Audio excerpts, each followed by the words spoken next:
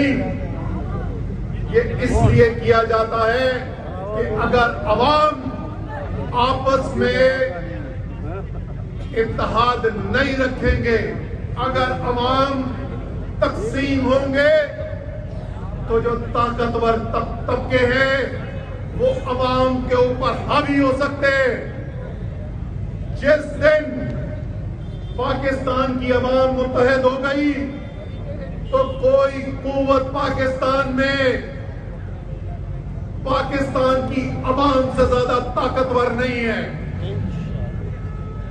और खुशी की बात यह है कि पाकिस्तान के अवाम हमें मुत्तहद होते हुए नजर आ रहे हैं। हमसे पूछते थे कि सबको तो तुमने अपने खिलाफ कर लिया है, 13 सियासी जमातें तुम्हारे खिलाफ खड़ी हो गई हैं,